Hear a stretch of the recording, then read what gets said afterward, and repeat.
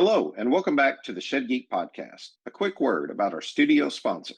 One thing the team at Shed Pro has been hearing lately from shed businesses is that many of them aren't struggling because of lack of demand. Things just kind of stall out. The lot is busy, but growth flattens, and it's not always obvious why. Usually, it's something small. The website, the follow up, how customers interact with you before they ever pick up the phone. So, Shed Pro put something together called the Shed Sales Audit. It helps you get a clearer picture of where you might be losing people. It takes a couple of minutes, and if you want to dig deeper, their team will walk you through it. Here's the thing: 9 times out of 10, the fix isn't more leads, it's a tighter operation underneath. That's the rest of the Shed Pro platform: configurator, point of sale, RTO contracts, inventory, deliveries, and dealer tools, all in one place. From website lead to final delivery, one clean workflow. Start with the audit at shedpro.co/shedgeek. Thank you, ShedPro, for being our Wednesday studio sponsor and for building something that helps the industry. Okay, welcome back to another episode of the Shed Geek Podcast. Just a few things. Joined obviously here today by the guys over at Velocity 360. You guys know them, you love them. We do too. But before we get rolling, a few ways to stay plugged in with us. Give me a call over here at 618-309-3648. Email us at info@shedgeek.com, or just go check out our website and fill out a lead form at www.shedgeek.com. Check us out on the Shed Sales Professionals page, and for the plane community who want to call in, 330-997-3055. Maybe you have a plane community friend who would want to listen to the podcast, and we do have a lot of those. Matter of fact, we have about 400 to 500 a week who actually call in and listen, and we're very excited that you're willing to take your time and go down and listen to something that we have to say or something our guest has to say, and we hope it's entertaining for you and also informative. Here at the Shed Geek Podcast. Here we are in year number 6. My old friends are back. Joe, gosh, I guess it was season 2 or 3 we first talked. Now here we are in year 6, doing business together. And I'm telling you, there are some gems. I just want to throw this out there, Joe and Brandon, before we even get started. There are some gem podcasts that are back over the last couple of years that we have done. People that we're still continuing to talk to and work with and partner with for future endeavors. Go back and listen to some of those, because trust me, some of those guys are going to end up making the splash just the same way that Joe and Brandon did the last couple of years in the industry. And kudos to you guys. You just have been absolutely excellent people to work with, to hang out with, to talk to. Can't say enough good things about Velocity 360 from over here at Shed Geek. We thank you for all that you guys do for the industry. Yeah, Thanks thanks so for much. having us. Yeah, Super right kind back at words. Thanks for helping us get in to the Hey, industry. man, it's Yeah, awesome. It's thanks a to you. cool industry, right? It's It's really great. fun. Yeah. It's a really fun industry. Yeah. You guys have done great. So what are you up to now? Now we're looking at what, it's June now. We got the expo rolling around here before too long. Obviously you guys have made it onto the scene. You're doing well. You brought on a lot of clients. Very excited for you guys and to see your success in that. Just knowing both of your stories individually, and I mean all the way back from your time selling door to door. I got to thinking, we just took a trip to Jackson, and I was like, man, why is nobody doing the door to door shed things? I guess a couple of people are. And I was like, how discouraging would it be to just have the door slammed in your face? And I thought about you guys, and I was like, man, you guys have just you did it. You crossed the divide. You figured out how to make it work. I don't know. Maybe we should even go down that rabbit hole of door to door shed sales. I bet you guys have all kinds of thoughts on it. But let's talk We could about make a training program one day. yeah, absolutely. Well, let's talk about velocity. Let's talk about what you're doing, what you're finding out, what you're seeing in the industry, what's new. Yeah, no, sure. Yeah, we're gonna be at Shed Expo, booth 1225. So come on by.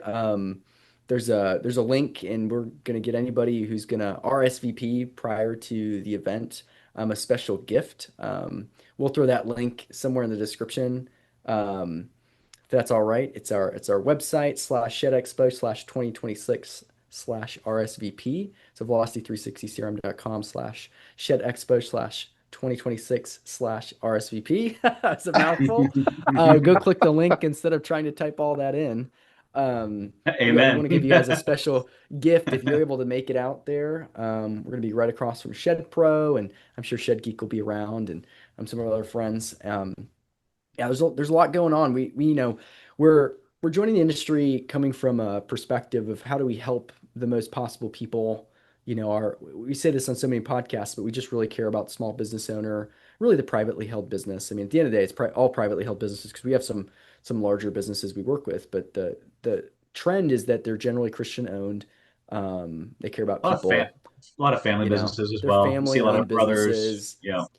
They're creating legacies and generational wealth for so many people. It's just a really cool group to be a part of. They always treat their employees well, like I've just never met, I haven't met yet. And I'm sure there's somebody out there, but who doesn't treat their team well, their clients well, and just want to steward and build relationships with everybody they meet on their lot or online. And coming into the industry like that, it's so fun. And there's areas where we're attempting to help people just because of how the world is moving more technologically. There's just more things Yeah. Yes, online, and there's more absolutely. Man, softwares, and if I and if I could just gush on the industry for a second too. Yesterday was Father's Day, right? So happy Father's Day to all the fathers out yes, there. happy And Father's Yeah, Day. happy it Father's Day. Absolutely. it's such a family friendly industry, and the community is so small. It's like everybody knows each other. A lot of family businesses, and that was the thing that struck me the most about going to the Shed Expo last year was seeing like 1,000 Amish people and all their wives and children, and just like cool, fun hangout spots for the families to hang out. Yeah. So I want to see if like I'm a father for the first time. We got a baby. He's going to be like about a year old at that time. See if they can come too. Um, but yeah, just super nice people who do a great thing and want to help other people too. Um, Joe's building like kind of an outdoor backyard office type thing right now, and I'm like getting ready to build something similar or at least get a storage shed because I got all these new toys and stuff for the kid. Got a dirt bike. I got to take care of a lawn now, right? Like homeowner, like things are like responsibilities as a family are growing. I think that makes the need for things like this grow also. Plus, like being in software, we get to work from home. I think you saw a lot more of that after COVID, and that just really kind of exploded the demand for this industry as well. Um, so it's just really cool to see how all those things work together and to help an industry that's full of good people that help people. For sure.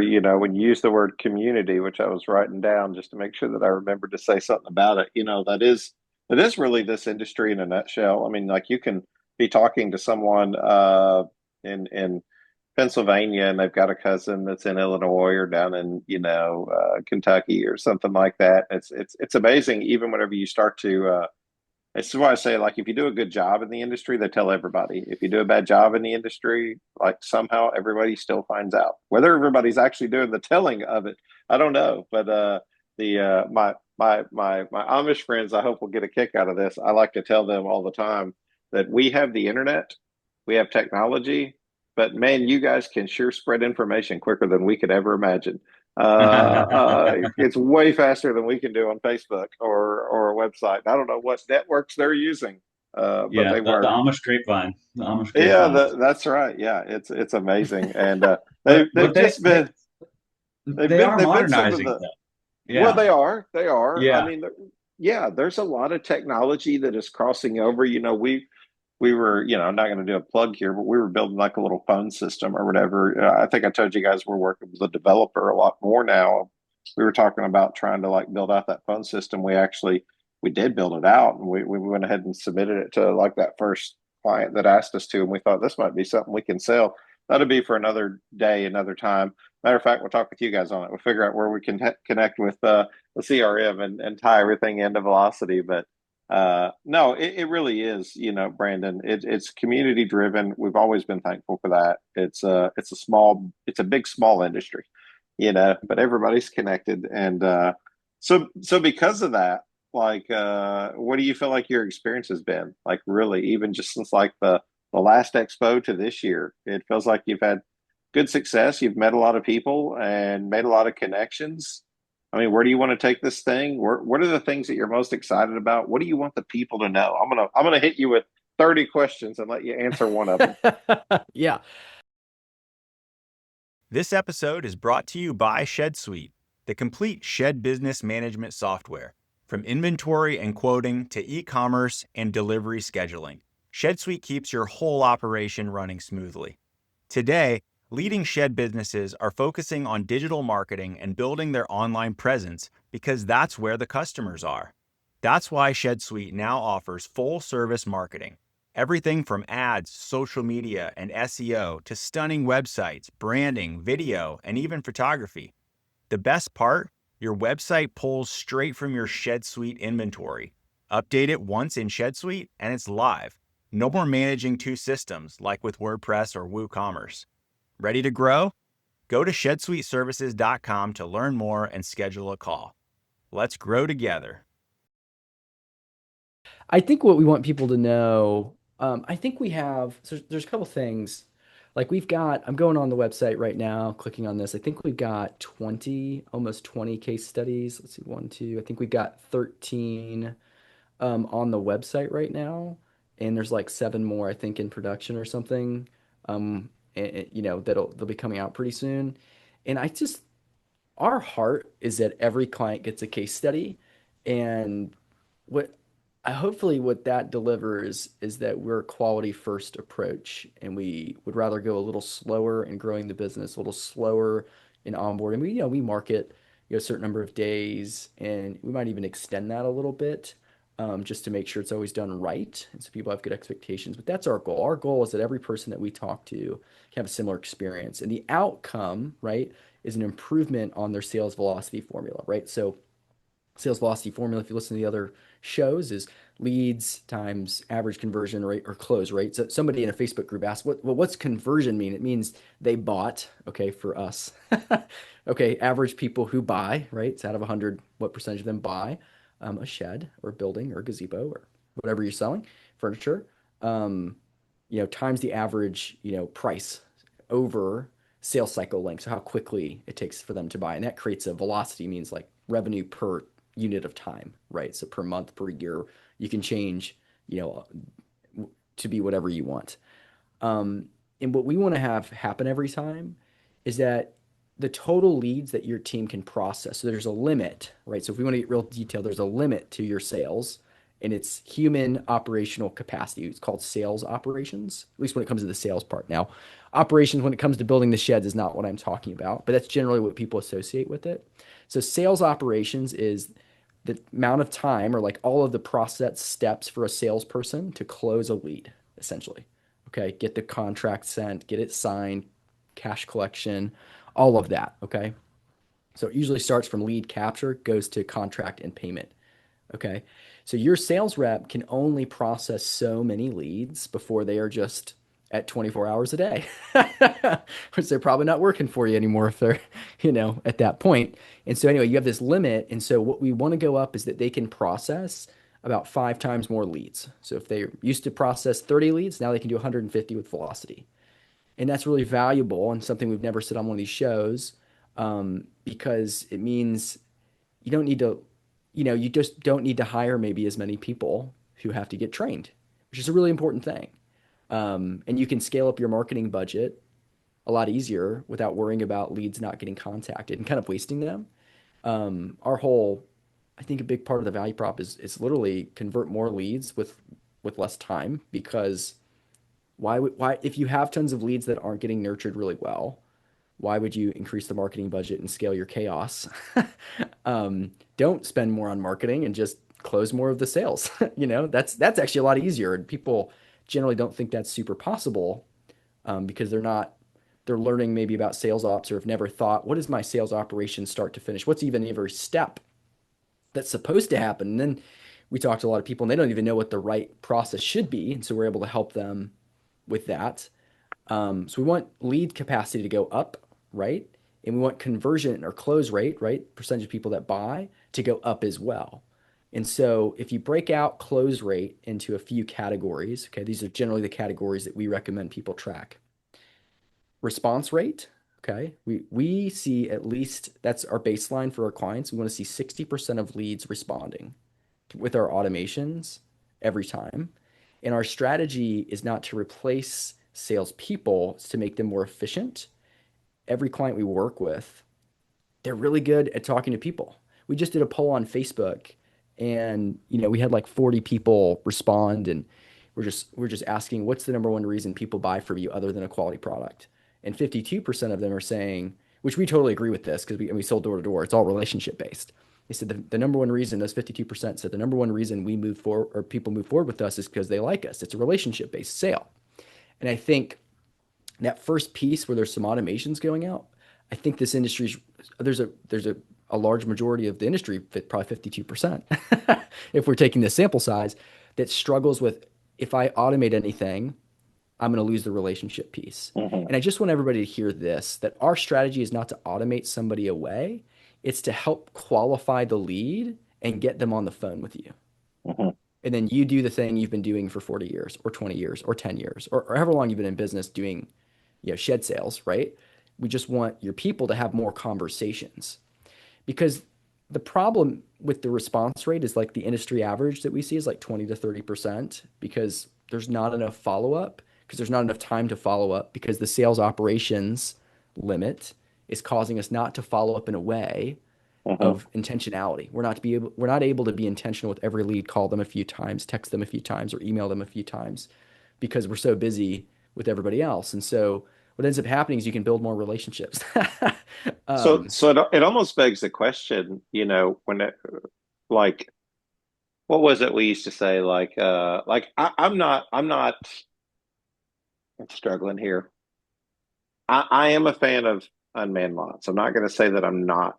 I hate unmanned lots. I think if you do it the right way, I think they work really well. But for the longest time, there was like this thought that like an unmanned lot may be a worse experience if there's no one there. If there's no one there, kind of like if you don't answer an email, if you don't respond to an email, it's a worse experience than if you respond to it through automation, right? So like I'm trying to tie this into where like the mindset is kind of like I wrote this down and I've been harping on this for probably a year on the podcast. So I'm sure people are tired of me beating this dead horse, but like we often sell the way we buy.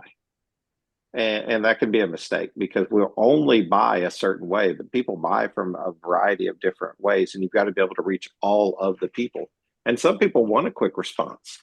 Yes, some people want that authentic response, but I think you're giving them that authentic response because you're training with their salespeople to find out what that natural language should be that's until right. it's time for that That's person to get exactly on the right. It's phone. what it's however you want it, right? So when we do onboarding with people, it's like, what do you want it to say? How do you normally respond? Or give us like some messages and we'll help you with content if we know it works because it's all about making them like whatever your best response would have been, sending that just happening automatically because there is a time and a heat to the lead. And after 60 seconds, like the statistics show that you're way less likely to get a response and a close. And so it's marrying that relationship with statistics, right? Like a lot of people, it's not wrong, it's just the way that it is, and are not data driven in how they run their business. There's a lot of data analytics that are hard to come by that we do solve for people. We've talked about that a lot. We can talk about it more. But when you have the data, what I always tell clients is like you're a smart business owner. You've had this business for a very long time. You probably understand very easily operational, turnaround times, lead times. You get it. Like if you have like Mhm. data, where's the bottleneck, right, in your operations? Well, we need three more builders. It's the same thing in sales operations. And so what I'm trying to do is educate the industry on sales ops and operations are very similar. They are very similar, and start thinking about your sales ops the same way you think about your building ops, where it's an assembly line, right?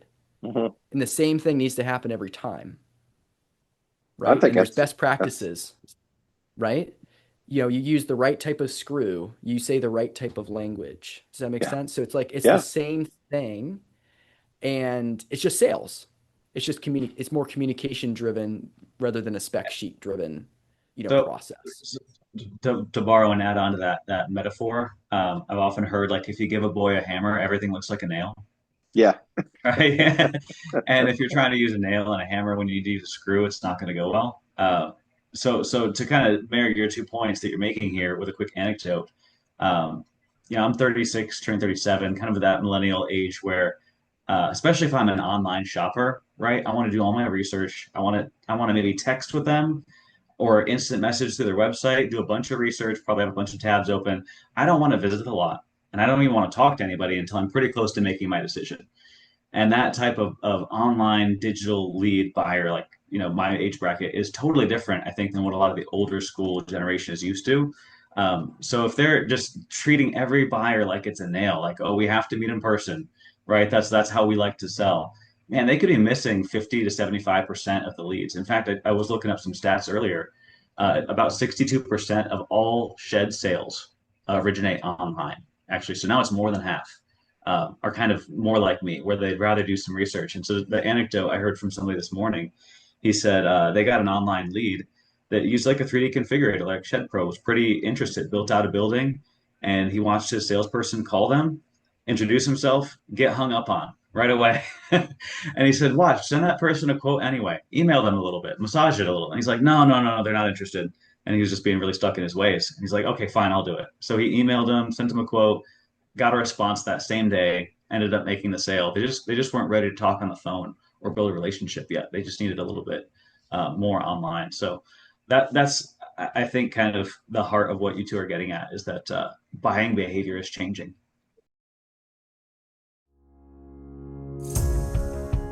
When it comes to building something that lasts, every detail matters. At First Choice Metals, we proudly support the shed, carport, and pole barn industries with durable, high-quality steel roof panels, siding, and trim accessories built to perform and made to last. Every product we offer is American-made, with craftsmanship and finish you can see in every panel. More builders and homeowners are choosing metal roofing and siding for a reason. It offers superior durability, a longer lifespan, and improved energy efficiency compared to traditional materials. At First Choice Metals, our mission is simple. We provide exceptional products for your building projects and deliver service you can count on. Because being your metal building component supplier means more than just making a sale. It means being there every step of the way. First Choice Metals, built for strength, backed by service.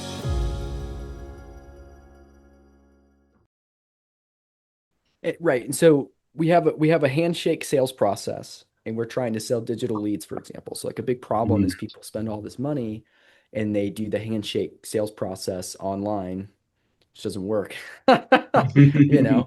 And so people have to digitize their sales process. So it ends up being a big shift. And I think what people find is they most people when they talk to us, they would say they would have heard about us sooner because they just didn't realize, right? Like we often don't take vitamins, right? Everybody knows they should take vitamins. We don't take vitamins because we're not in pain, and we take ibuprofen or Tylenol or whatever, when we're in pain, right? Like we're in pain, toothache, whatever. You go solve that quick. And one of the things that is we want to be proactive thinkers as business owners, right? It would be a lot better to get ahead of the problem, maximize, the efficiency, close a lot versus get a bunch of online leads that don't close. It's not the leads because we have clients, and this is the highest that we see. We have clients close almost 50% of their online digital leads. Like it's Very crazy. nice. Very It's very nice. high. Yeah. Yeah. And I so wonder how that compares to like most for anybody who's keeping up with that. I wonder how that compares to the online traffic. yeah, so on lot traffic does close in the 60s as well. So like it's not about to me, it's not about which is better, it's about do all of the Sure. above. That's Right? Like yeah. if you can get them in Nailed it. person, they're a very high intent lead that's going to close Right. probably 2 out of 3 like are going to close because you're so good at sales in person, right? And they show the heck up, which means they're buying a shed soon. And Right? proven So which there's a is better doesn't really matter anyway, to your point, Joe, because yeah, like if there's success in both, then conquer both. right. Why not the all the above approach, like you said? Right.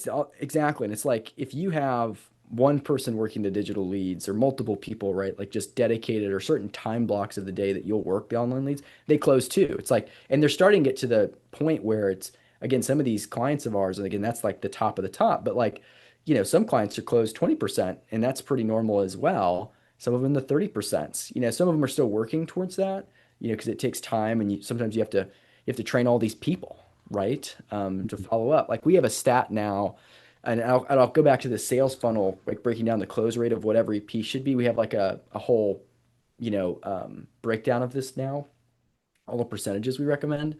But we have found roughly 80% of quotes never get a call. You email a quote and the sales rep does not call that lead ever, you know? And it's so interesting is this is a stat to tuck away if you're listening to this. Only 40%, this is high, only 40% of emails even get opened. And so what you're finding is that if only 20% of your leads get followed up with after estimate when they're so close to the close and decision, if you're not making a call, they may never have even seen, they never saw the email and they go with somebody else. Wouldn't you be upset? Because maybe Right. they liked you, right? So 52% of you listening, let's just say based off that sample case study, which may not be completely accurate, but let's just say 52% of everyone listening believes in the relationship and they send a quote and they never call the person, you know, and they don't even know you sent a quote. You said you'd send a quote. They never saw it. It's in their spam. That's not relationship based selling, right? That's missing out on the relationship. They feel like you never sent them a quote. And I have seen many a time where someone finally calls a lead after a week or two and they're like, "Hey, you don't call me again. You never sent me a quote and I bought with somebody else. Please do not call again." Because they lost trust because there was no follow-up on the quote, which is the opposite of what relationship-based selling is, right? And it's probably something happened, they got busy, like, it's like not intentional. And so the whole point is like, how do you want your sales operations assembly line, right? How do you want every client to feel every time? And we need to build that. Yeah, you want them And to a feel lot of, well taken care of, like that they got right, a quick response, they got helped quickly, their questions got answered, even right, if they're shopping at 8 p.m. on a Sunday. Like you could still get them right. some of the information they need through automations, That's right. and then prepare them to be ready to have a phone call or a meeting the next day. And Right. that's the other thing is like these online leads, they're earlier in their buying decision, right? If they show up, they're like pretty much ready to buy. But if they're just doing their research online and kind of browsing, well, that's going to be a much more transactional, competitive situation than somebody who shows up on your lot. And you can't just send them a quote and be like, well, if they really want to shed, they'll get back to me. It's like, no, they won't. They'll get back to whoever's following up with them. Like they're probably I, going to go with the first person they have a meaningful conversation with. I think it's such an important like metaphor to be able to point out, like you did, that relationship based selling in an otherwise impulsive this is to me this is an impulsive buy. Relationship based selling goes way farther with home building, post frame building, some of the things we talked about even before we came on the podcast here today. To me, trying to build a relationship on an impulse buy is very hard because a lot of the shed sales happen very quickly. But I think you guys have already pointed this out. Like that doesn't mean that they have not researched and researched and researched and went online and looked. That's what we talk about brand authority a lot. I have someone that we talked to recently that we've really tried to talk them into rebranding. And they're like, why? I don't want to spend all of this. And it's like, gosh, I really wish we could I wish we could look into the future 2 or 3 years whenever they end up saying, well, I should have just done this back then. And it's like, right. We were saying that, but we understand that that looks like we're trying to upsell you because it costs more to start over again versus taking the wrap off your truck or whatever. But you're losing SEO, you're losing brand authority, domain authority, whatever it is, because you're not in the working in the digital side the way it needs to be. Right. To Brandon's point, people are starting here. Like Mhm. you want to be able to capture them with your personal relationship. I agree at the right time, but they're starting and they're finding out about your company before they call you. Yeah, you can't They start are. them out on second or third base. Like you gotta get your at bats in. You gotta get on base first. You can't just start out at second or third base. Yeah. Yeah, and this is where the stats come in, right? Marketing, it's like that everything needs to lead to a lead, right? That's marketing. If the stats are not improving your impressions or your click-through rate and all of that, and if it's not being talked about, that's a problem because you've got it, that's what all that's supposed to do, right? Are we losing? Are we improving impressions, click-through rate, lead form submissions, 3D submissions, Facebook form submissions, etc. And then it's like for us, like when I'm saying the 60% rate, like it's usually a 2x what you're currently doing of number of people who answer, who talk to you, right? And there is no relationship if they don't talk to you.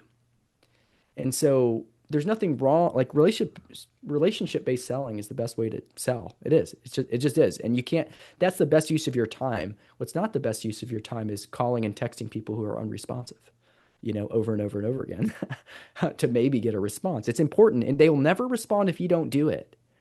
But when we talk about increasing sales ops capacity to where you can handle more like 300 leads, 150 leads instead of 30 or whatever, all of those leads get nurtured at the same time.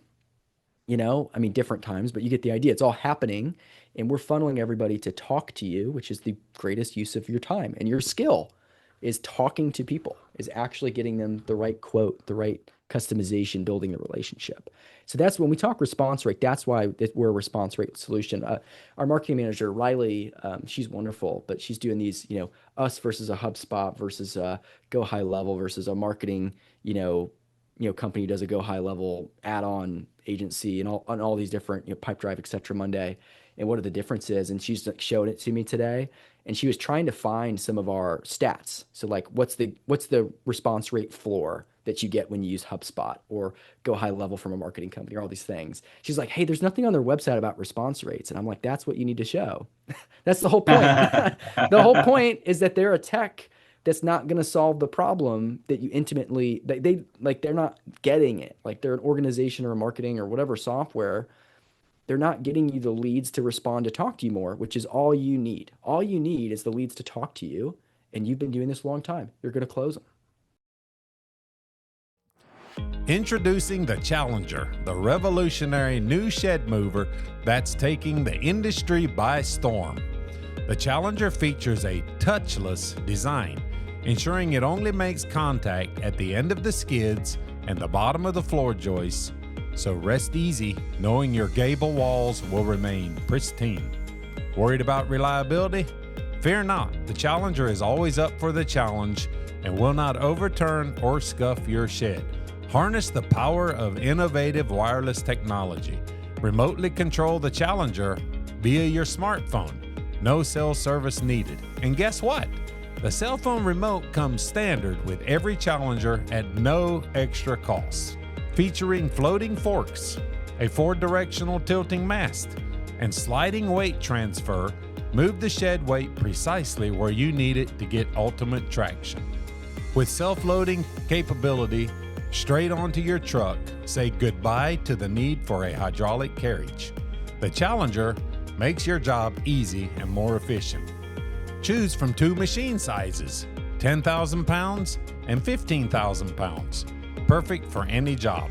Visit www.shedchallenger.com or email us at info@shedchallenger.com or call or text 828-220-3508 for more information. Experience the future of shed moving with the Challenger. You're going to close them. You just need to talk to people more. Part of the right? reason we were excited to partner with you guys. I mean, like we've been down this road. We've seen what some of this does, and we saw the results that you're getting. It's just been amazing. I wrote down on here earlier, marketing to save you money. I mean, like that's one of our biggest pitches, Joe, is like we don't like. I'm not saying we're going to work ourselves out of work, but some of these things are one-time costs that we're doing. Some of them are monthly. Our idea is to like get you branded so well that you're in front of people that you can like turn your marketing like a knob. I mean, like if you're not using your Google ads and your Meta ads to like move them up and down whenever business is slow, but then having the backbone to be able to, if you've even got that many leads coming in, having the backbone with a Velocity 360 CRM to be able to handle those leads. So now you start to like really control your environment. When you say operations, to your point, is down because we lost a guy in a bay, or maybe we're not a large company that has all the automations, like some of these guys that's been on the show recently, how can we just be more effective? Well, you do that by intentional growth. And I think you can have intentional growth when you have a Velocity 360 CRM because you can kind of like manage that flow. But you're saying 150 roughly. Are you kind of putting that out there as like a statement saying like roughly 150 leads, or does it vary based off certain companies? I think it definitely varies. I mean, that's a ran, I generally you should be able to 3x number of leads a person works. And again, that also depends on your current systems a little bit. Like there are caveats. I mean, if somebody's working 100 leads now, 300 might be a lot, but they'll all get, I mean, you can scale it to that, but if you're getting 60% of 300 now to respond, that's 180 people responding. I don't know if that's in a week or in a month, but that is a lot of people to follow up with, of course. And once they do respond, what we want to track next is did the rep make an outbound attempt? So there's a big list of people that actually got called, like they got a response. Did they get reached out to again? And then we're also able to auto track, was there a second response? So if there's a second response, it moves them to a warm lead. And then did they get a quote? Was there a quote sent? Did they follow up on the quote? Did the quote close? Right. So those are generally what you need to track to know if you have a good sales process. So, 100% of leads that respond should get a touch. And you should get about 80% of those people to respond back if you had a good touch, or at least we're within a good amount of time, like next day, within 24 hours. Really, you want it to be same day. And then, And you want 80% of those people to get quoted. Um, and that doesn't happen a lot for most people. We're usually seeing an industry average of like between 20 and 40% for quotes actually sent to people. So you get 100 people who've responded twice now, right? And your sales reps actively communicating, but they're not getting them a quote. It's a big drop off. And then the close rate from there is often, 20% of quotes maybe close. But we have companies doing that much higher, 80%. And we say your baseline, if you get a quote to somebody, you should be closing one out of two, 50%. And so you essentially should have 60% of leads responding, 100% of them reached out to you manually by a sales rep after a response. You should have 80% of them respond a second time. 80% of those people should get a quote, and 50% of those quotes close. And so it ends up being of all of your digital leads, and I'm going off of 3D configurators, Facebook's much lower, about 19.2%. So 19 out of 100, 3D estimates that you're getting actually should buy if you have a really dialed in sales process. And if you listen to this and you don't even know your numbers, you can't manage what you can't measure, right? And that's it's right. not shameful to not know your numbers. It's just, it is what it is. And if you don't know your numbers, you cannot improve. You have no You got to snapshot of start where you somewhere. are. Yeah, that's And right. and You just and can't if look back and see the progress, which is so valuable. And again, when you have these things, when you see your quote sent is 80%, but only 5% of quotes close, it's like very simple to know what to work on, and you get that number to 15, you've tripled your revenue in that example. Go ahead, Brandon. Sorry. Yeah, I didn't yeah. talk. Um, it kind of goes back to the painkiller versus the vitamin analogy that you were giving, right? When you're working online leads that are so competitive, just to kind of show what the gap is, like you said, here's the best practices, what to shoot for. And like you said, most people either don't know, or what I hear pretty commonly, and this is like in say a smaller situation or a big situation, but I'm thinking of a couple of owners, one or two salespeople, one or two locations, where they may only have 30 to 75 leads in a month. Like that is still enough leads that they're dropping the ball regularly, enough where it hurts. Like I was thinking of a dealer that I talked to today, and they're like, yeah, we might close 10%, definitely not 19% of their Shed Pro leads. In fact, they were like, we saw one where they got pretty far along with us, and then we saw that their name popped up with another dealer for the same type of building that we sell, and somebody else got that lead because our guy didn't follow up well enough with it. So even with just like a handful, 30 to 60 leads a month with only one or two salespeople, that's enough to need a system like this and to see a meaningful improvement in conversions. Because when people start spending money on a 3D configurator or online leads and a new website and SEO and all of the above, right? That's when they realize, wow, we have a lot more leads than we have sales operational capacity. And the trap that they think is, well, if we keep doing it the way we've always done, I'm going to have to hire like 3 or 4 or 5 more guys. And that's a lot of salaries and a lot of commissions. And then I'll have to lay them all off when it gets slow in December. And that's not good for anybody. It's like, well, you may as well just make sure your one or two salespeople eat really well. Yeah, make sure their kids aren't skinny. right? And make sure that they get out. They can process a lot of leads by having a good system for them, and then you'll get a ton of Google reviews from your happy customers, and then you can hire new people sustainably and not have to lay them all off later. I don't know about you, Yeah. but when I was growing up, Brandon, skinny to my grandma meant unhealthy. Right. That boy's not eating enough. Joe, you'd be in trouble around my grandma, buddy. She'd say you're just not eating enough. Yeah, all this to say, our whole heart and intent on this and sharing analytics, and why we're doing it, it's a big differentiator. Like HubSpot, like all these companies don't do that, and the reason we're doing it is we want to steward the relationships well and have people have expectations of where their sales process should be and what it should look like. Because there's just a lot of opportunity on the table, for all these wonderful business owners out there, these sales teams, there really is. And it's just a modernizing industry that just needs to, instead of fighting the technology, just take it by the horns and think, look, it's not about, automating people away or anything like that. It's about how do I help more people? How do I hire more? How do I grow more? How do I be more efficient so I can retire? Whatever it is for the goal, it's like the software is just a tool. It's about how you use it that makes it good or bad, right? If you use it in a way to spam people, like, yeah, you're probably going to get some negative responses. And we're going to push back to like help you not do that. If this is our first time, like we're going to just have us Just write the content, like we'll a help you, quick but add-on in there too, and then you can keep going. But I think there's a big misconception where people think, oh, we're just going to spam the heck out of everybody and keep going until they buy or until they die or they say never talk to me again. And again, like the point is, if they were not going to respond for your first 8, 9, 10 messages, those may as well be automated, right? It may as well be what you're going to say on your best day anyway. And then when they do respond, we hit the kill switch automatically. Like there's a kill switch, so they stop getting automated messages. I think that's something we yeah. didn't touch on. Same thing, like if somebody already left a Google review, you don't need to keep sending them text and email reminders. Hey, leave a Google review. So like when those actions are taken, the workflows are over, and then that's where the relationship building starts. Well, Yeah. the idea is And all not things to we're bother them, but just to be consistent, Joe. Like it's just to Right. be consistent. I think you said something earlier that really hit me. It's like, we're relationship based. We really want to take care of our customer. Well, true. Like gosh, I almost want to like steal that line from you, in our marketing quotes.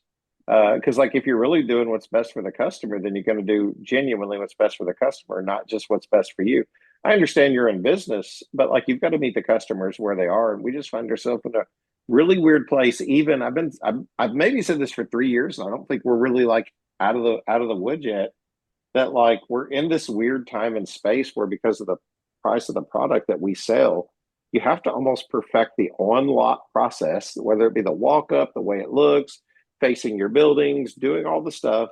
But then you've got to also perfect the digital landscape. And part Mhm. of that includes your website, your domain authority, your brand authority, your Google ads, your Facebook ads, your CRM. Like what does your process look like completely? Your 3D configurator. Like, I mean, I can't tell you how many things I've sold that I wrote down on a notebook piece of paper and sent it into the manufacturer years ago. That's still happening today. That still gets the job done. Don't get me wrong, but what does it say for a customer whenever they see like your brand represented correctly in every aspect, whether it be digitally or when they show up to the lot? You don't want a beautiful website and then they show up to the lot that looks yikes, right? Like, like I don't know, but you don't want the opposite effect either, where you've got this beautiful like storefront and your website looks rough. Your follow-up process is kind of like I'll get to it when I can. And then you defend that by saying, I'm gonna get myself in trouble here today, but you defend that by saying, well, I don't want them to think that I'm not a real person. So that's why I don't think that the automation works. And it's like, well, I'll tell you what, they don't think you're a person at all if there's no response. Right. They're not even sure if you're a they, legit company. that's right. They start to lose trust in you Yeah. actually unintentionally because you're too busy, or whatever. And honestly, like some of us, we just gotta also just, say the truth that we just don't like to call people and follow up because we feel like we're bothering them. And therefore, we Mhm. don't follow up and we don't quote unquote bother them, which is not bothering them if you're being very nice and polite and helpful. But you might have that in your head. We have a client who was just like that, and the system now follows up for her, and she's up a lot. I think she grew 20% in the first 90 days. And it's just like sometimes you need tech to do things for you, because you Yeah, just don't have great you point. just can't. It's Yeah. hard to do it for yourself, because maybe, yeah, you wouldn't follow up 14 times, but if it did happen, you would sell more and you'd have more relationships and more happy customers than if you didn't. It's what's the goal of this business, by the way, you The know? question is, are you bothering them, Joe? Are you bothering them, or are you making sure to serve them? I think That's you've right. got You're to get. serving I them. think you've You got got to to get come that to out of that your head. conclusion Yeah. in your head. Hello, shed sellers. Let's take a moment to discuss the shed customer and meeting their expectations. I remember growing up in the neighborhood where a certain percentage of the houses had well manicured lawns and well manicured homes. These were the type of individuals who felt it was important to purchase a well constructed home or vehicle, or maybe equipment to help maintain the quality of the item. As shed manufacturers, we seek to provide a well built quality shed. We want the customer to feel satisfied that their hard earned money has been well spent on a product that will last. At LuxGuard, we believe adding high quality rubber flooring to your line of sheds makes sense to the customer and adds value the customer can appreciate. With each year, sheds are becoming more complex.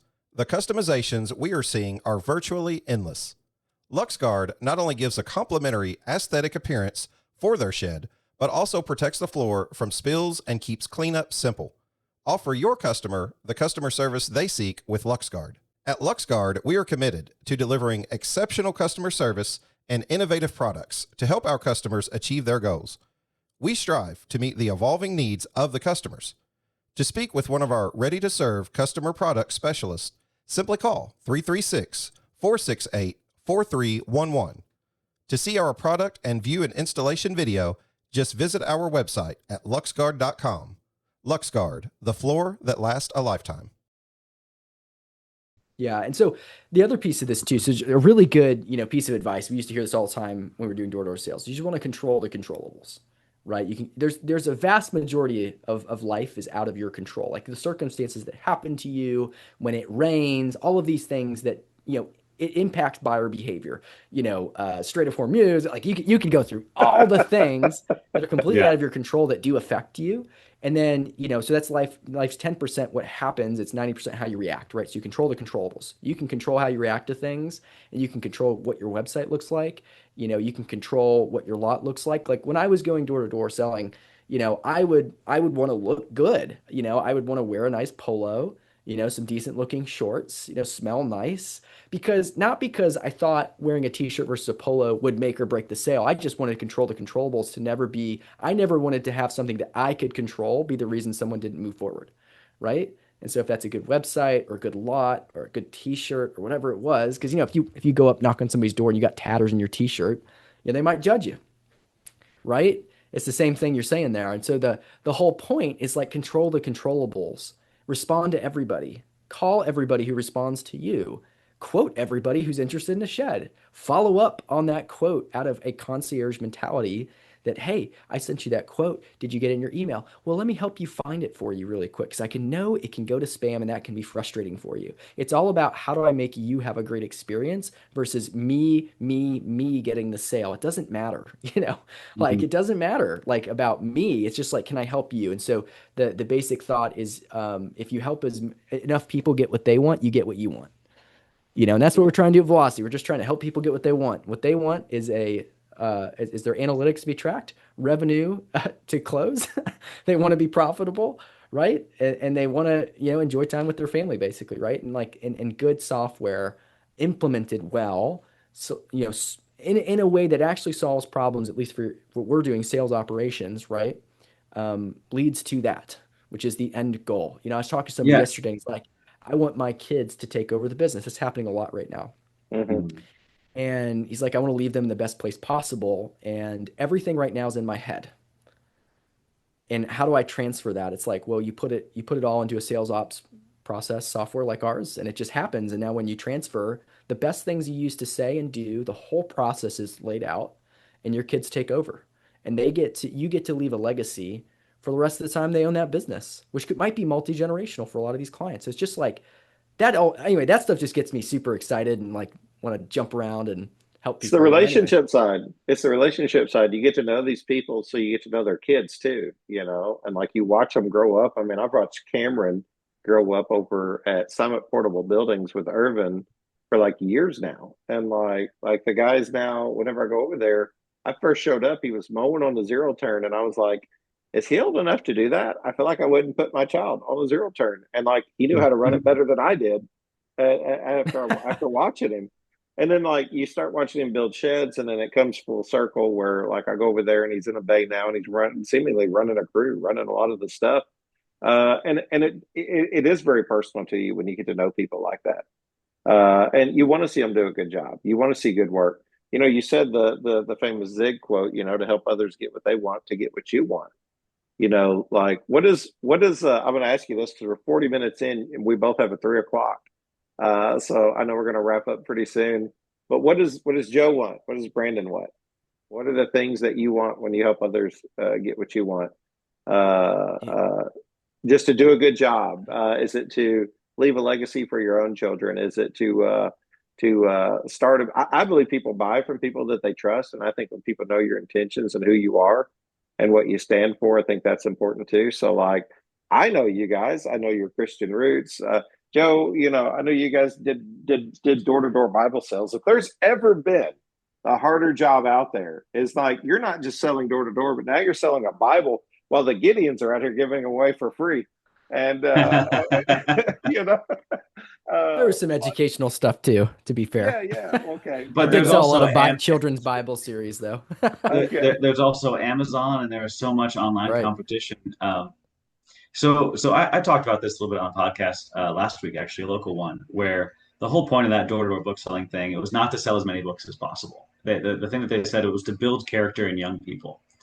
And I was not saved at that time. So I was like very much excited about like self-improvement, me. I want to get better. I want to sell more. I want to be able to graduate debt-free.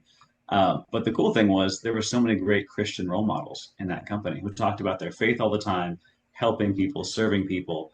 I finally, slowly but surely, listened to when God was knocking at my door and realized what he was trying to tell me, which is the world does not revolve around me. Like helping and serving other people is really where it's at. And that's where I think work can be a form of ministry and like a way to expand God's kingdom, especially when we're helping Christian business owners win more. Like I'll say that all the time. Like we want to help David, not Goliath. Like we're not out here helping Lowe's and Home Depot. Like we want to help the The father who passed residual it down to the effect. son, who's running the Yeah. business with his brothers, who has a fourth kid on the way, and one of them has some expensive medical bills. Like we want to help those people have peace of mind and help them win more. The That's residual effect of helping those companies goes way right. farther and creates a ripple farther than what we'll ever see, Joe. Exactly. Yeah. And I think a lot of those companies, they might even be 80 locations or 100 locations, like some of our clients. It's just like all the people they employ and hire too. It's not just Yeah. the owners. There's just this huge ripple effect. And, what do I want? I want to love God and love people, like to put it as simply as possible. Mhm. Helping others do what they want, believe in themselves is so valuable. I think I've got like a vision statement somewhere that goes something like this. We believe in a world where the vast majority of people wake up every day knowing what they do is valuable. Like Mm. if that could happen, where the vast majority of people wake up every day believing that what they do in their life is valuable, like that's what I want. I think there's a lot of, you know, social media and content, all these things, which is probably why a lot of these you all listening to this do not like technology. It really rips people away from their families and, can create a comparison effect where there's just this Mhm. constant depression and upset from all of these things because they are, a lot of these things are designed to addict you because it's just like any other addiction. It pulls you away from God and all the things, right? And it's like I want people like there's such a huge amount of people in the world that are believe in nihilism where like they really believe that like their life doesn't matter and there's no Mhm. impact. I Mhm. always just come back to like there's a Billy Graham story which everybody knows about, but there's a guy named Graham, can't remember his last name right now, but it's this small town guy went past the shoe store every day as he was on his way to church to be the local pastor or something. And one day he pops in the shoe store, evangelizes this young shoe clerk. This shoe clerk goes on to be a famous pastor, and you kind of go down a couple lines of that ripple. And it's at some point the fourth or fifth preacher or whatever is preaching to Billy Graham. Mhm. Everybody kind of knows Billy Graham because of how big of an impact he had, but it all came with that really small town gentleman who's just like, I'll just go share my faith today, you know? Mhm. And so everybody's got impact. It's not about what, the world deems as impressive or valuable, It's about what God, sees as valuable. And so that's sort of the lens that I'm always trying to You got to do. have We're that to not, measure against, man. You got to yeah. have something to measure against other than just like the world, and like communication for me is the key, guys. Like Hmm. communication for me is the key. That's why I started a podcast. That's why I've been listening to talk radio for 30 years is like like I just love to hear people's stories, and I love to hear how those things affect, business or whatever. And to me, it all gets thrown into one big junk drawer, if you will. And it just like I don't know where your religion and your life and your business. I don't see how you keep those separate. It's just easier for me to just keep all those things together. It's also very difficult, by the way, to keep all of those things together. It's I both. think that's God's It's sense of true. humor. Yeah. But I just hey look, like you guys have just been just been great since day one. And you continue to be. You do good work. You're good people. You have a good mission. I know you guys got a meeting coming up. We got 4 minutes till we're ten minutes away from all our meetings. What do you want the industry to know? Obviously you're coming to the show. Final thoughts. Yeah, I'll just kind of end with this. Thanks for listening, and thanks for all our clients. And if this topic of how to close more digital leads, if you're running ads right now or have a 3D configurator, we'll be at the Shed Expo. I don't know if it's Wednesday or Thursday yet that we're going to be having our talk, but we're going to have an educational talk. The title's going to be "Stop Wasting Ad Spend: How to Convert Digital Shed Leads Before They Ghost You." It's literally all about what we're talking about, the sales funnel, what should be happening at every stage of your sales funnel, what the percentages should be if you have a good sales process, and if you're not hitting these, ways to actually improve that. So if this is like, man, you want to solve that problem this year, please come to that. It's completely free, and our goal is to be able to give you something where you have an improved sales funnel blueprint, to take that with you and grow your business. So I don't know what day. Again, we have that link. So if you're able to get that link from this podcast in the description and just RSVP, we will email you out when we're going to be talking. But if you see that on the expo schedule, stop wasting ad spend, you just see those 4 words. That's probably us, and it will be either me or Brandon. I am having a baby in September, number 2.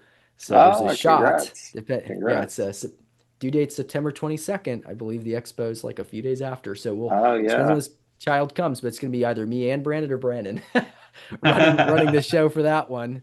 But yeah, come to that.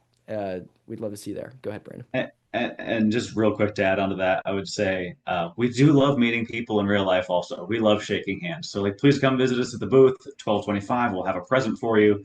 We talk all about how to be effective and personable and efficient and close more in less time online.